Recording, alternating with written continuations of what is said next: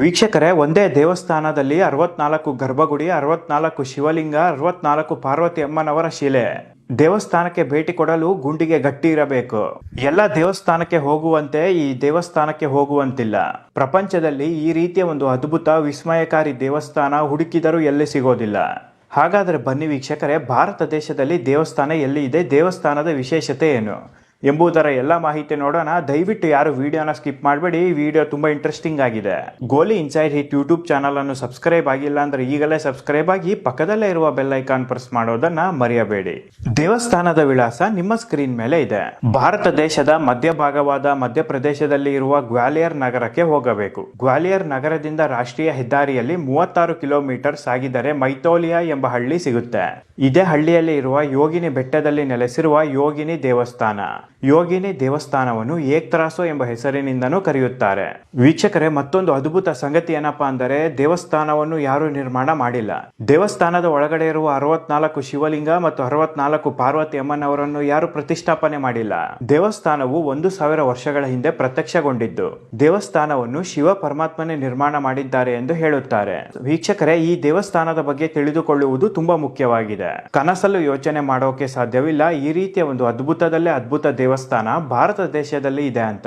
ದೇವಸ್ಥಾನಕ್ಕೆ ಯಾರ ರಾಜರು ದಾಳಿ ಮಾಡಿಲ್ಲ. ಹಾಗಾಗಿ ಈ ದೇವಸ್ಥಾನ ಈಗಲೂ ನೋಡೋದಕ್ಕೆ ತುಂಬಾ ಸುಂದರವಾಗಿ ಇದೆ. ಭಾರತ ದೇಶದಲ್ಲಿ 4 ಯೋಗಿನಿ ಮಂದಿರ ಇದೆ. 2 ಒಡಿಶಾದಲ್ಲಿ, 2 ಮಧ್ಯಪ್ರದೇಶದಲ್ಲಿ. ಈ 4 ಯೋಗಿನಿ ಮಂದಿರವನ್ನು ಶಿವ ಪರಮಾತ್ಮನೇ ನಿರ್ಮಾಣ ಮಾಡಿದ್ದಾರೆ ಎಂದು ಹೇಳಲಾಗಿದೆ. 4 ಯೋಗಿನಿ ಮಂದಿರಗಳಲ್ಲಿ ಮಧ್ಯಪ್ರದೇಶದಲ್ಲಿ ನೆಲೆಸಿರುವ ಈ ಯೋಗಿನಿ ಮಂದಿರ ತುಂಬಾ ಅದ್ಭುತ ವಿಶೇಷತೆಗಳಿಂದ ಕೂಡಿದೆ. ಯೋಗಿನಿ ಬೆಟ್ಟದಲ್ಲಿ ನೆಲೆಸಿರುವ ಯೋಗಿನಿ ಮಂದಿರವನ್ನು ನೋಡಬೇಕು ಅಂದರೆ 500 ದೊಡ್ಡ ದೊಡ್ಡ ಮೆಟ್ಟಿಲುಗಳನ್ನು ಹತ್ತಿಕೊಂಡು ಹೋಗಬೇಕು. ಯೋಗಿನಿ ಮಂದಿರವನ್ನು ವಿಜ್ಞಾನದ ಆಧಾರದ ಮೇಲೆ ಕಟ್ಟಲಾಗಿದೆ ಎಂದು ಹೇಳುತ್ತಾರೆ. ಈ ದೇವಸ್ಥಾನದಲ್ಲಿ ಇರೋದು 64 ಗರ್ಭಗುಡಿ, 64 ಶಿವಲಿಂಗ, 64 ಯೋಗಿನಿ ದೇವಿ. ಯೋಗಿನಿ ದೇವಿ ಅಂದರೆ ಪಾರ್ವತಿ ಅಮ್ಮನವರ ಅವತಾರವಾದ ದುರ್ಗಾ ಪರಮೇಶ್ವರಿ ಮತ್ತು ಕಾಳಿ ಮಾತೆ. ವೀಕ್ಷಕರೇ, ಪ್ರಪಂಚದ ನಿಗೂಢ ದೇವಸ್ಥಾನಗಳ ಪಟ್ಟಿಯಲ್ಲಿ ಯೋಗಿನಿ ಮಂದಿರವೇ ಮೊದಲ ಸ್ಥಾನದಲ್ಲಿ ಇದೆ. 1800ನೇ ಇಸವಿಯಲ್ಲಿ ದೇವಸ್ಥಾನದಿಂದ 64 ಯೋಗಿನಿ ದೇವಿಯು ಮಾಯವಾಗುತ್ತಾರೆ. 1902ರಲ್ಲಿ 64 ಯೋಗಿನಿ ದೇವಿಯು ಮತ್ತೆ ಪ್ರತ್ಯಕ್ಷವಾಗುತ್ತಾರೆ. ಅಂದಿನ ಜನ ಈ ಪವಾಡವನ್ನು ಕಣ್ಣಾರೆ ಕಂಡಿದ್ದಾರೆ. ದೇವಸ್ಥಾನದಲ್ಲಿ 104 ಕಂಬಗಳು ಕಂಡು ಬರುತ್ತೆ. ಆರ್ಕಿಯಾಲಜಿ ಡಿಪಾರ್ಟ್ಮೆಂಟ್ ಆಫ್ ಇಂಡಿಯಾ ಈ ದೇವಸ್ಥಾನ ಮನುಷ್ಯರು ನಿರ್ಮಾಣ ಮಾಡಿದ್ದು ಅಲ್ಲ ಎಂದು ಹೇಳುತ್ತಾರೆ. ಸಾವಿರಾರು ವರ್ಷಗಳ ಹಿಂದೆ ನಡೆಯುತ್ತಿದ್ದ ಪವಾಡ ಇಂದಿಗೂ ಈ ದೇವಸ್ಥಾನದಲ್ಲಿ ನಡೆಯುತ್ತಾ ಇದೆ. ದೇವಸ್ಥಾನವನ್ನು ಗಮನವಿಟ್ಟು ನೋಡಿದರೆ ಭಾರತ ದೇಶದ ರಾಜಧಾನಿ ದಿಲ್ಲಿ ನಗರದಲ್ಲಿ ಇರುವ ಸಂಸತ್ ಭವನದ ರೀತಿ ಇದೆ. ವೀಕ್ಷಕರೇ, ದೇವಸ್ಥಾನ ಹೊರಭಾಗ ಒಳಭಾಗ ಹೇಗೆ ಇದೆನೋ ಅದೇ ರೀತಿ ಸಂಸತ್ ಭವನ ಕೂಡ ನಿರ್ಮಾಣ ಮಾಡಿದ್ದಾರೆ. ಬ್ರಿಟಿಷ್ ದೇಶದ ಆರ್ಕಿಟೆಕ್ಚರ್ ಆಡಮ್ ಲೂಯಿಸ್ ಈ ದೇವಸ್ಥಾನವನ್ನು ಆಧಾರವಾಗಿ ಇಟ್ಟುಕೊಂಡು ಸಂಸತ್ ಭವನವನ್ನು ಕಟ್ಟಿದ್ದಾರೆ. ವೀಕ್ಷಕರೇ, ದೇವಸ್ಥಾನವನ್ನು ಯೂನಿವರ್ಸಿಟಿ ಎಂದು ಕರೆಯುತ್ತಾರೆ. ಈ ದೇವಸ್ಥಾನ ಭೂಮಿ ಮೇಲೆ ಬಂದಾಗಿನಿಂದಲೂ ಇಲ್ಲಿ ನಡೆಯುತ್ತಾ ಇರುವುದು ಮಾಟ ಮಂತ್ರದ ವಿದ್ಯಾಭ್ಯಾಸ. ಭಾರತ ದೇಶದ ದೊಡ್ಡ ದೊಡ್ಡ ಅಘೋರರು ಈ ದೇವಸ್ಥಾನದಲ್ಲೇ ವಿದ್ಯಾಭ್ಯಾಸ ಮಾಡುತ್ತಾರೆ. ಬೇರೆ ದೇಶದ ಪ್ರಜೆಗಳು ಕೂಡ ಮಾಟ ಮಂತ್ರ ಕಲಿಯೋಕೆ ಈ ದೇವಸ್ಥಾನಕ್ಕೆ ಬರುತ್ತಿದ್ದರು. ವೀಕ್ಷಕರೇ, ದೇವಸ್ಥಾನದಲ್ಲಿ ನೆಲೆಸಿರೋದು 64 ಯೋಗಿನಿ ದೇವಿ. ಪಾರ್ವತಿ ಅಮ್ಮನವರ ಅವತಾರವಾದ ದುರ್ಗಾ ಮಾತೆ ಮತ್ತು ಕಾಳಿ ಮಾತೆ. ಪ್ರಪಂಚದ ಅತ್ಯಂತ ಶಕ್ತಿಶಾಲಿ ರಾಕ್ಷಸ ಘೋರ್ನಾಮಕ್ ರಾಕ್ಷಸನನ್ನು ಸಂಹಾರ ಮಾಡೋದಕ್ಕೆ ಪಾರ್ವತಿ ಅಮ್ಮನವರು ಭೂಮಿಗೆ ಬರುತ್ತಾರೆ. ಎಷ್ಟೇ ಪ್ರಯತ್ನ ಪಟ್ಟರೂ ಈ ರಾಕ್ಷಸನನ್ನು ಸಂಹಾರ ಮಾಡೋದಕ್ಕೆ ಸಾಧ್ಯವಾಗೋದಿಲ್ಲ. ಹಾಗಾಗಿ ಪಾರ್ವತಿ ಅಮ್ಮನವರು ಕಾಳಿ ಮಾತೆ ಮತ್ತು ದುರ್ಗಾ ಮಾತೆ ಅವತಾರ ಎತ್ತಿ 2 ದೇವರುಗಳ ಶಕ್ತಿಯನ್ನು ಬಳಸಿಕೊಂಡು ಯೋಗಿನಿ ದೇವಿಯಾಗಿ ಬದಲಾಗುತ್ತಾರೆ. ವೀಕ್ಷಕರೇ, ಯೋಗಿನಿ ದೇವಿ ಎಷ್ಟು ಶಕ್ತಿಶಾಲಿ ಅಂದರೆ ಸೌರ ಮಂಡಲವನ್ನೇ ನುಂಗುವ ಶಕ್ತಿ ಯೋಗಿನಿ ದೇವಿಗೆ ಇದೆ.